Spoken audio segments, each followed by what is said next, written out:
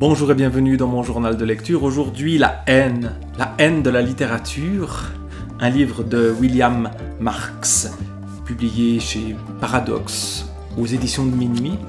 Un livre qui retrace cette histoire de ce qu'il appelle l'anti-littérature, ceux qui haïssent la littérature. Alors, que reproche-t-on à la littérature? Pourquoi cet art littéraire est-il, durant toute son histoire, haï par certains? Eh bien, c'est ce que retrace ici William Marx. Il commence par des tentatives de définition de la littérature pour cibler son sujet. Puis ensuite, il va explorer certains discours antilittéraires. Alors, qu'est-ce que la littérature? Première tentative de définition de la littérature. Avec Héraclite, c'est une autre parole qui surgit, une autre forme discursive, non plus en vers mais en prose. Telle est la langue du logos, distincte de la langue poétique. Donc la littérature apparaît d'emblée comme étant un discours qui n'est pas le discours mis en avant. C'est parce qu'il y a un autre discours qui la remplace qu'elle prend naissance en tant que langue poétique. La littérature est sommeil de la raison, voilà la première définition. Et puis, deuxième tentative, la littérature est nostalgie d'un pouvoir déchu. Elle a eu un pouvoir qu'elle n'a plus. Troisième tentative, la littérature, c'est ce qu'on attaque. Même une portion congrue peut être encore réduite, n'est-ce pas? Sous-entendu, littérateur, contentez-vous de ce qu'on vous laisse, c'est déjà trop. Donc, au fond, le discours littéraire est le reste du discours, ce qui n'a pas été embrigadé dans d'autres formes de discours. La littérature, c'est ce qu'on exile. Voilà quelques définitions qui, d'emblée, nous montrent bien que cette parole-là, la parole littéraire, est une parole problématique. Et en effet, elle va être critiquée de toutes parts, au nom de 4 notions que développe à travers des exemples tirés souvent de l'Antiquité, notamment de Platon et d'autres plus modernes. 4 notions qui sont l'autorité, puis la vérité, puis la moralité et enfin la société. Alors, qu'en est-il, premièrement, de l'autorité? La littérature est attaquée notamment par les chrétiens. La profession de foi antilittéraire ne vise souvent au bout du compte qu'à la proposition d'une autre littérature, plus simple, plus fruste, plus essentielle, qui serait justement, par exemple, l'Évangile. Marcher sur des clous et des aiguillons, fussent-ils fixés au ciel, c'est proposer une écriture différente, fondée sur l'amer et le piquant plutôt que sur la douceur et la caresse. L'important est ici que cette opposition prenne la forme d'un refus absolu de l'art d'écrire, comme si le conflit du Christ et de la littérature ne devait pas se résoudre dans la conversion de cette dernière, mais dans sa négation et sa destruction, seule issue acceptable d'un combat mettant aux prises 2 autorités fondamentalement incompatibles. Longtemps au Moyen-Âge, le mot de poète fut synonyme de prêtre et théologien du paganisme. Ovide et Virgile étaient dits poètes en ce sens, puisque les Métamorphoses et l'Énéide faisaient figure d'Ancien et de Nouveau Testament de la religion romaine. Au XIIe siècle, dans le roman de Troie, Benoît de Sainte-Maure montre les funérailles de Patrocle et d'Achille, célébrées non par des prêtres, mais selon ses propres termes, par de nombreux poètes. Voilà donc face à face les poètes d'un côté, païens, et les prophètes bibliques de l'autre, comme 2 mondes parallèles et presque irréconciliables. Et s'il fallut attendre Dante et Pétrarque pour voir des auteurs revendiquer pour eux-mêmes un titre doté d'une connotation si suspecte, c'est qu'il s'agissait pour eux précisément de restaurer une continuité perdue avec l'Antiquité classique. L'acte avait visé de provocation, à la mesure de la force subversive attachée au mode poète. Donc le poète, au fond, il défie l'autorité. Il est un archaïsme, mais un archaïsme qui reste dangereux parce qu'il y a encore des poètes. Et donc, les antilittéraires, eh bien, accusent la littérature, la poésie, de saper l'autorité, notamment l'autorité chrétienne, mais d'autres autorités aussi.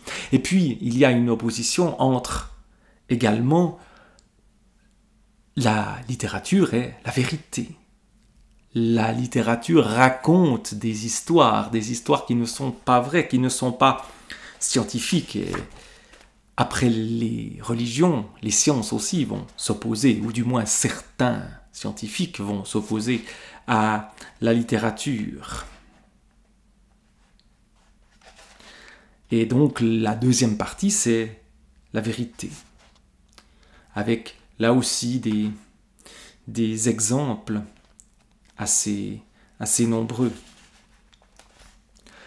Le procès de la littérature, au nom de la vérité, se rejoue à toute époque. La répétition fait partie des purs plaisirs de l'anti-littérature. La littérature a beau changer, les arguments restent stables, étonnamment. En 2011, paru dans The Times Literary Supplement, la tribune d'un philosophe anglais, Gregory Curry, prétendant que la psychologie des romans n'avait rien à voir avec la psychologie réelle telle qu'elle était mise en lumière dans les laboratoires. Donc au nom de la science, on va dénoncer la psychologie des romans. Alors évidemment, les littéraires ont beau jeu de dire que les romans mettent en scène la psychologie de manière extrêmement variée. Qu'est-ce que la psychologie des romans? Et d'ailleurs, cet auteur va s'attaquer en 2011 à la psychologie des grands auteurs d'analyse psychologique que sont Proust ou Henry James, mais des auteurs qui ont un siècle et qui évidemment ne connaissent pas les développements de la psychologie de laboratoire. Donc leur argument contre ces gens-là, il ne fonctionne pas, il est totalement anachronique. Donc, ça c'est la deuxième accusation. Au fond, les littérateurs mentent, ne disent pas la vérité, seuls les scientifiques seraient en état de dire la vérité. Et puis, s'ils mentent, s'ils défient les autorités, les littérateurs sont aussi peut-être immoraux, hors de la moralité, dangereux pour la morale. Alors là encore, troisième procès, puisque William Marx découpe son livre en 4 procès, le troisième procès c'est donc la moralité.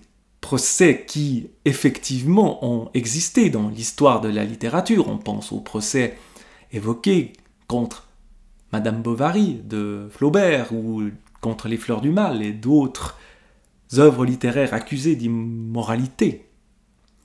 Voilà ce qu'écrit donc William Marx. De façon plus générale, si l'accusation d'immoralité portée contre la littérature est de celles qui rencontrent un écho toujours renouvelé et servent encore aujourd'hui à justifier l'interdiction de tel ou tel livre, c'est parce qu'elles concernent en premier lieu l'enfance et l'éducation, et donnent l'impression d'un lecteur sans défense devant la représentation du mal, incapable de lui opposer les secours de son intelligence et de sa propre conscience morale.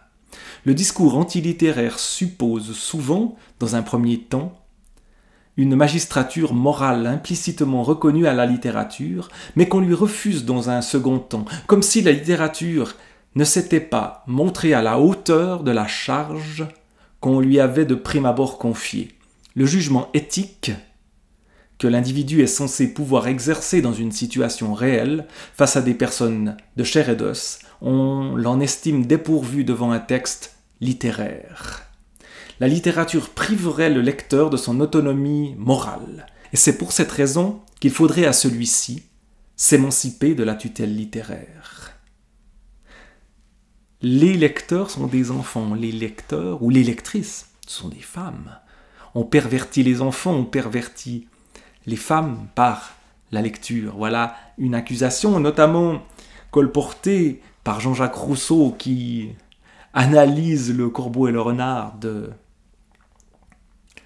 La Fontaine en montrant que cette fable est immorale et que elle n'est pas racontée de manière à ce qu'une morale véritablement claire soit donnée.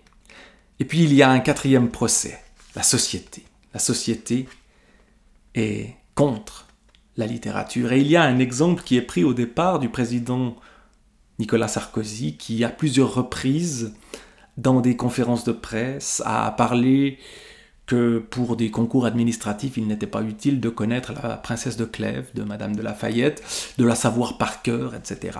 Et ce faisant, il a fait beaucoup de pub pour ce livre-là, d'ailleurs. Mais qu'est-ce qui se cache derrière? Pourquoi la société ne veut pas de la littérature? Pourquoi connaître la princesse de Clèves serait inutile pour quelqu'un qui travaille dans l'administration? Évidemment, ça ne lui est pas directement utile, mais ça fait partie d'une certaine culture qui est, au fond, demandée aussi. Quand on représente une nation, de connaître un peu sa littérature, et la France en particulier s'est construite à travers ces grands auteurs, et d'ailleurs dans l'exemple de Madame de Lafayette, aussi des autrices. Peut-être que l'exemple de La princesse de Clèves, écrite par Madame de Lafayette, certains polémiques autour d'une participation de La Rochefoucauld dans cette écriture-là, mais vous remarquerez quand même que l'accusation de Sarkozy, elle porte sur un livre de femmes. Or, il y en a peu, et peut-être qu'il est bon que on connaisse quelques œuvres écrites par des femmes dans ces époques-là. Bref, on voit bien qu'il y a des enjeux sociaux importants.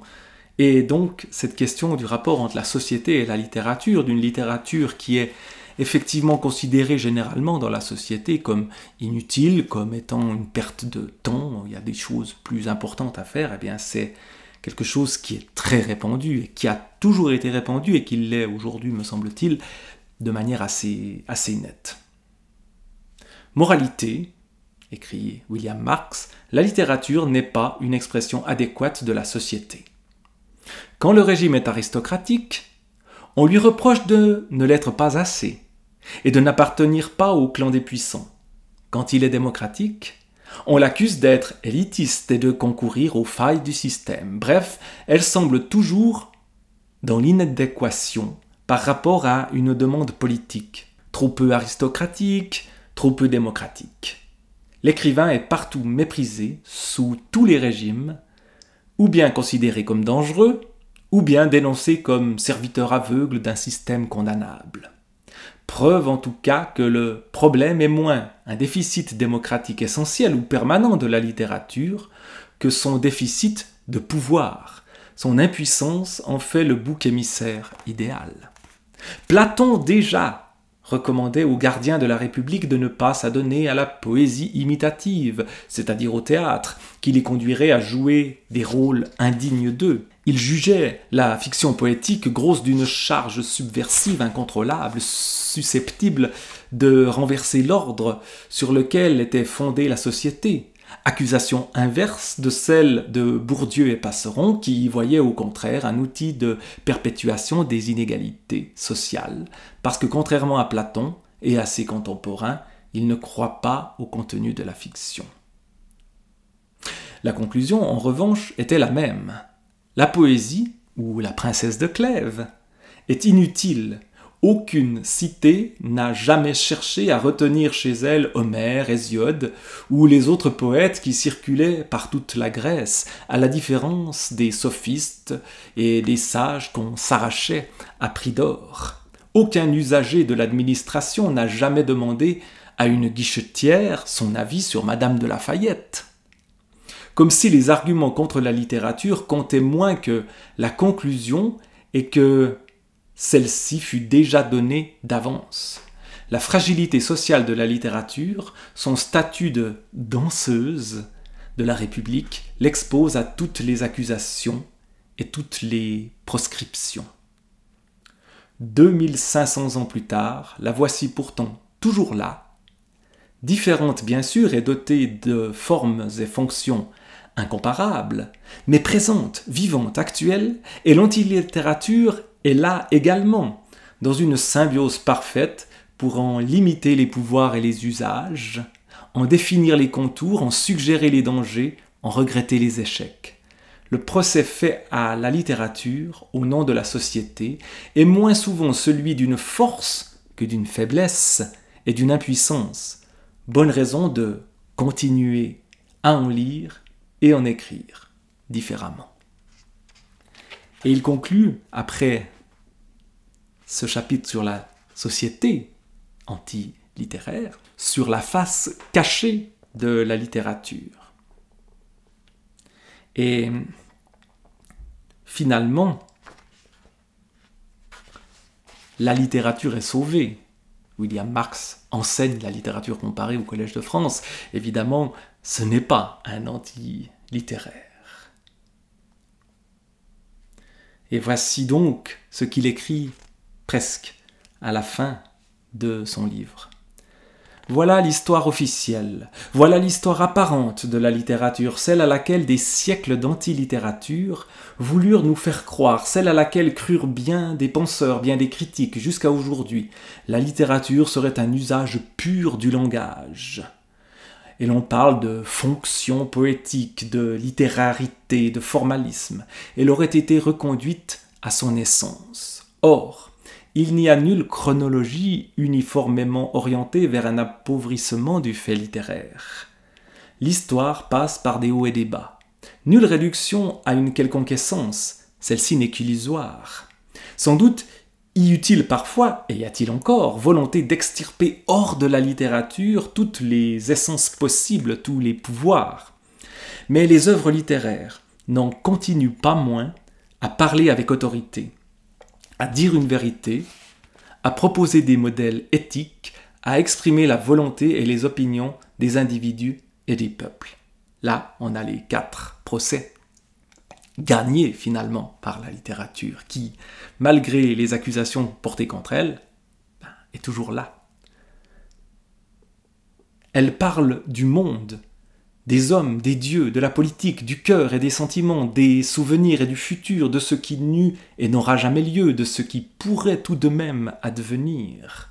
Elles invoquent les dieux, les font apparaître, transportent dans le temps, dans l'espace et dans l'esprit, soignent les malades, guérissent les possédés, empoisonnent les bien portants, renvoient les riches, les mains vides et les enrichissent, renversent les puissants de leur trône et les y maintiennent, élèvent les humbles ou bien les rabaissent. Elles créent de nouveaux univers, de nouvelles cités, renomment le réel, le transforment, l'abolissent, l'idéalisent, le laissent intact.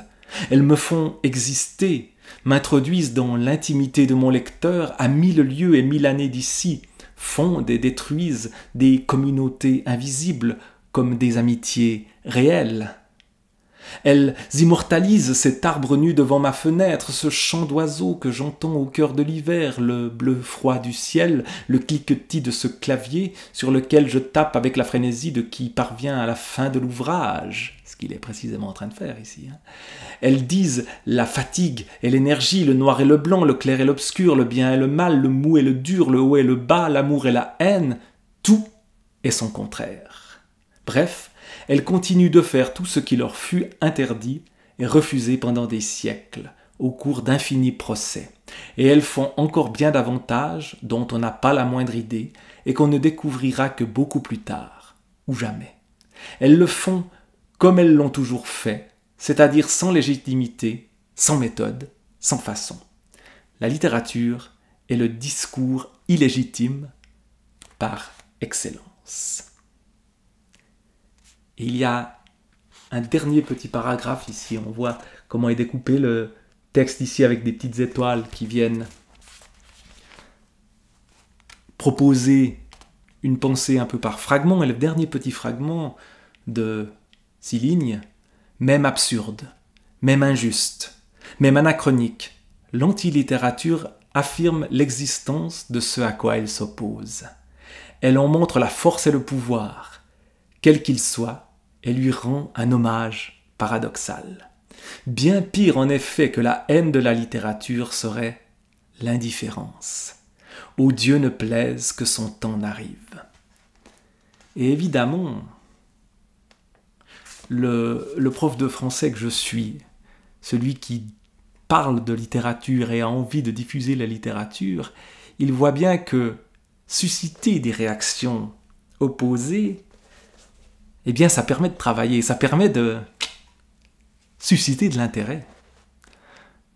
Et l'indifférence, voilà le vrai ennemi, où au fond la littérature serait un discours devenu inaudible. Or, il y a de la littérature, il y a des livres, il y a des lecteurs, des lectrices qui demeurent, des gens qui continuent d'écrire, ils sont très nombreux, et donc la littérature continue et continuera, contre vents et marées, d'exister. Et c'est parce qu'il y a haine de la littérature et non indifférence qu'il y a amour aussi de la littérature.